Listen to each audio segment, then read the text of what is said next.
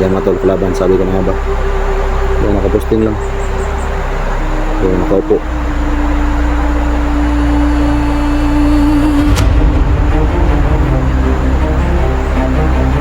Yan mga tol, kalaban yan. Yan, may isa. May isa nakasalubong, nasa baba. Yan, sapa yung isa.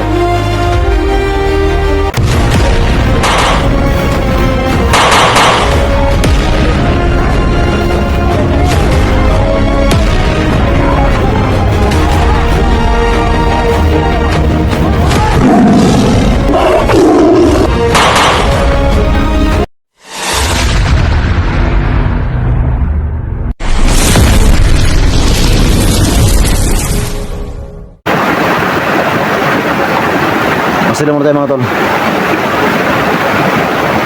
Siya talaga yung kampo na yun. Yun yung tinatawag nila na kampo no.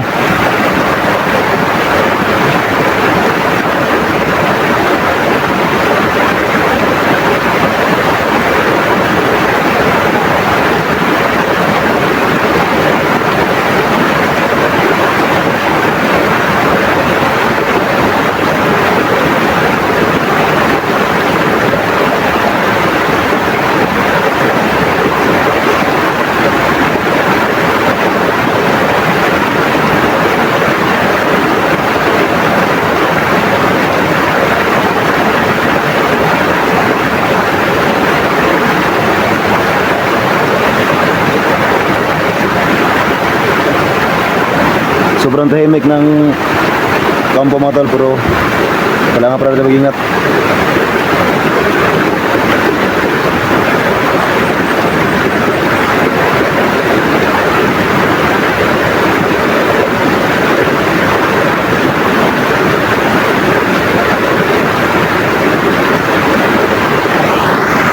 Yan tol, parang walang tao tol. Lapit na ng kunti, pero kailangan talaga mag-ingat mga tol. Sana andyan pa Sunji. Sana hindi pa nila nilipat. Tara, lapit ka natin. So, dandahanan tayo.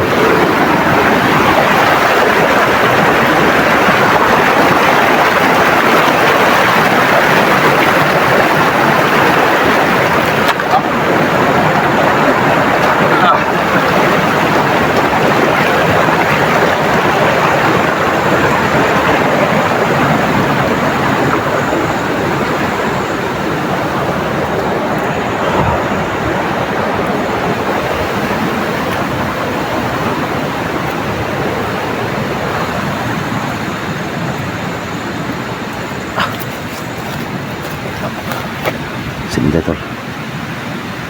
Lapit tayo, dandahanan tayo.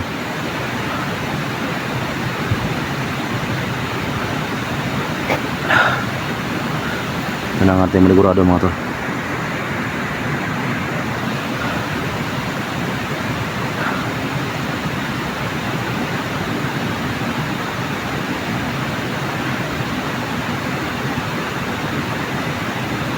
Napakatahimik talaga.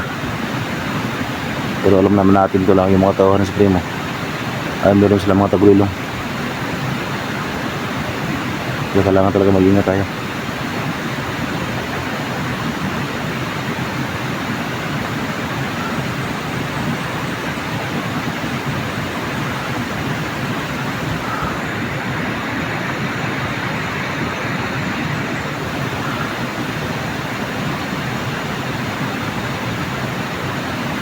Siramdong ko mga tol, parang may bantay pa rin dyan. Itago lang. Okay mga tol, parang may gumalaw si taas.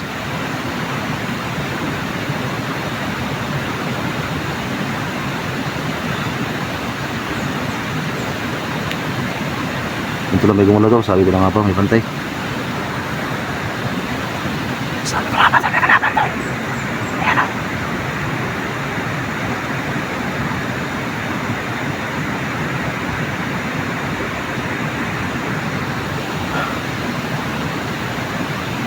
Yan tol, yan yung sinasabi ko mga tol. Huwag tayong basta-basta pasok. Yan, may nakita natin yung kalaban.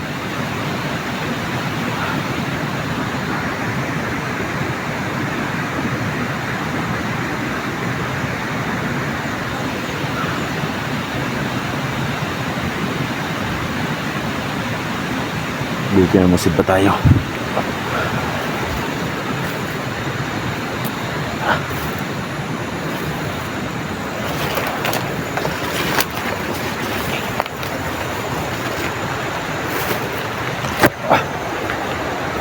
Aray ko.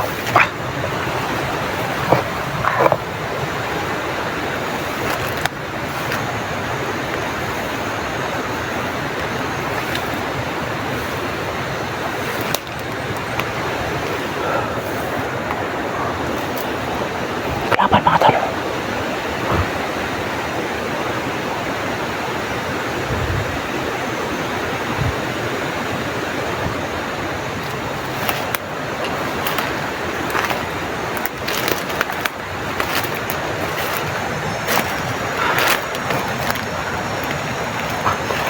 Tinik.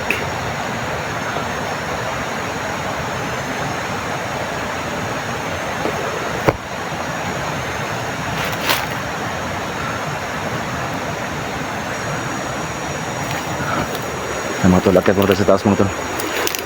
Kasi maraming kalaban dyan sa kampo na yan.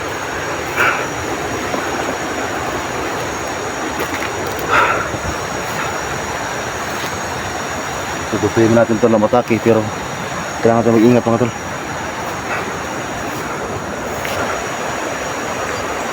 Sa taas tayo para makapag-posting dyan mabuti.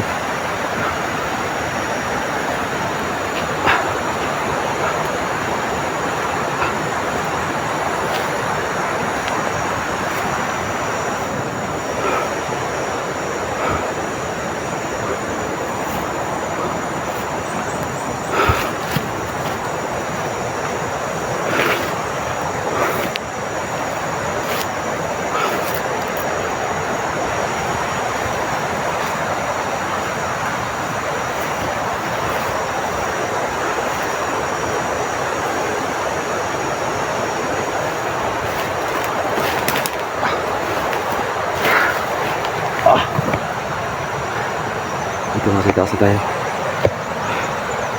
Yung sapa sa baba.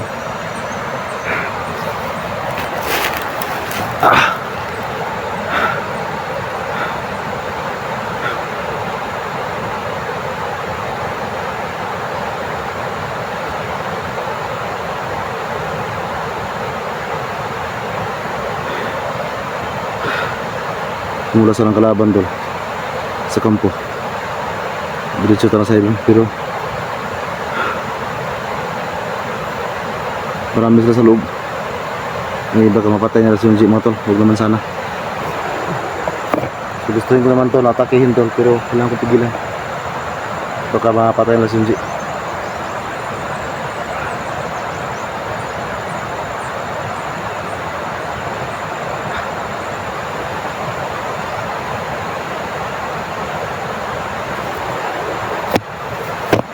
Punta na ba sila mga dito? Ito tayo na magandang sumpo.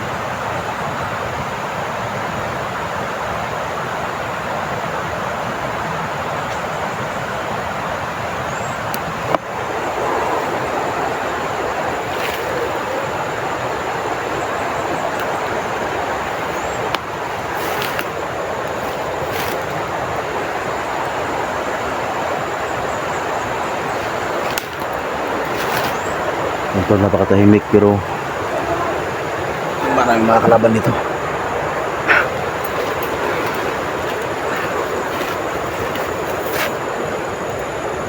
Pero kaya na mga tol, nakita natin yung gabay ni Inday na Diwata.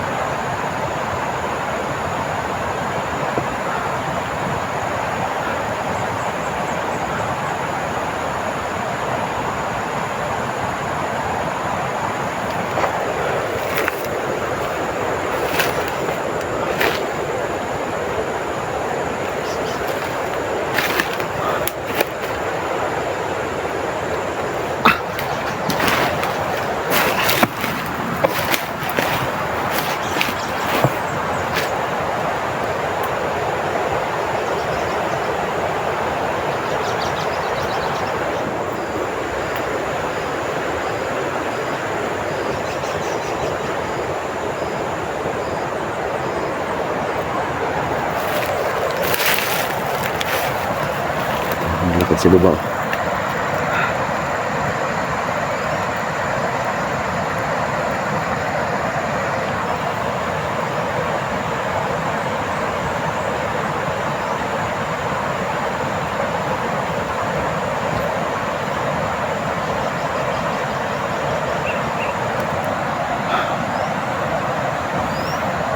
Masulit kasi tol pag nasa taas tayo para hindi tayo malugi pag magkaputukan.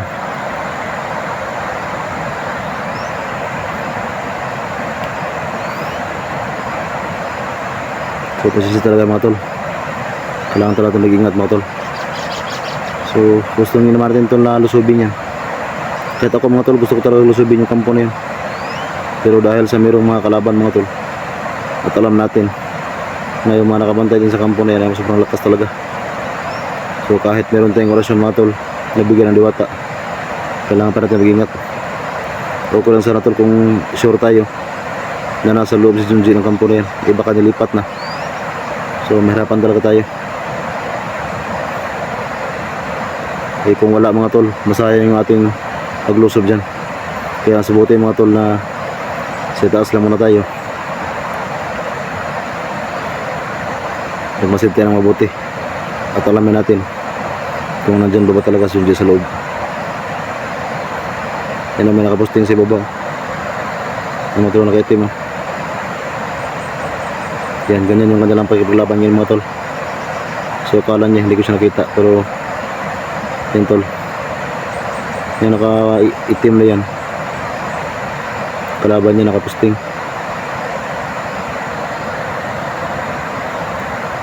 Gagalaw yan umaya. Tignan natin.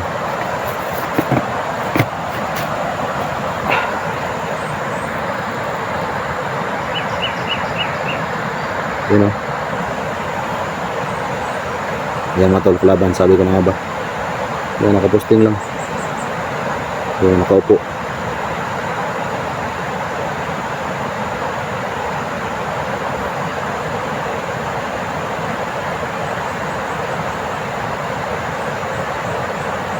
So, dapat talaga maingat tayo. Yung gaya ng mga tol, parang hindi ko makilala na tao yan. Kasi parang kahol lang kunti lang sa malayo. Naka-zoom tayo.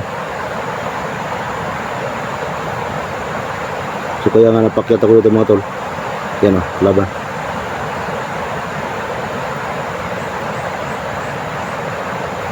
Yan mga tol, laban yan. Yan, may isa. May isa nakasalubong, nasa baba. Hindi na sapa yung isa. Yan.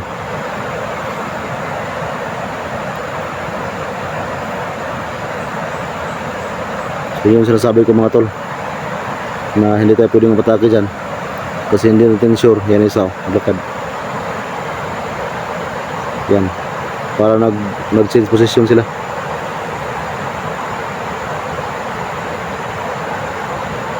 So kahit ako mga tol, gano'n akong sabi kanina, gusto ko talagang lusubin yung kampo na yun. Ngayon, yun o. Yun. So dahil alam natin tol na sobrang dami ng kalaban dyan. At hindi pa tayo sure kung hanggang dyan pa si Sinji ngayon. So masabuti mga tol na huwag ba sila mga dito. Huwag tayo basta-basta gagawa ng takbang. Ang hindi tayo sigurado. Eh baka makadagdag pa tayo sa problema ni Sinji.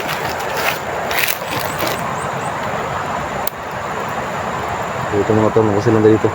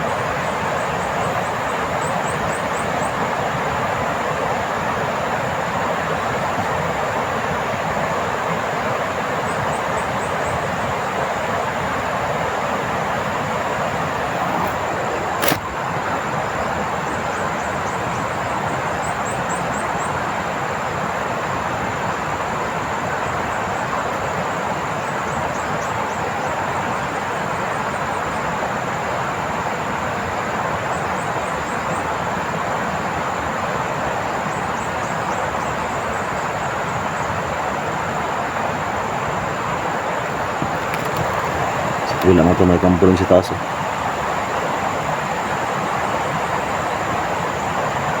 Sobrang dami ng kampo na yung Supremo mga ito.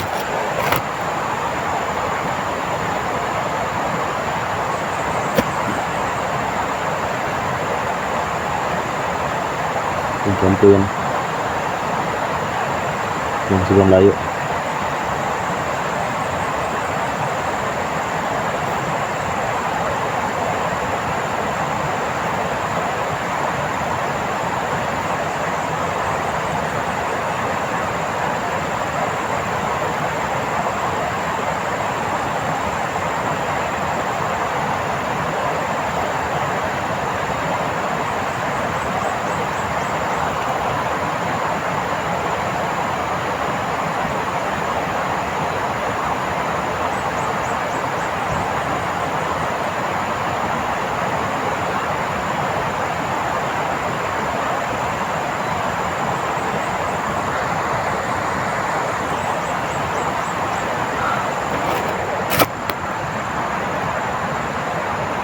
Kami kelaban sa baba dito, kaya kurang na tayo.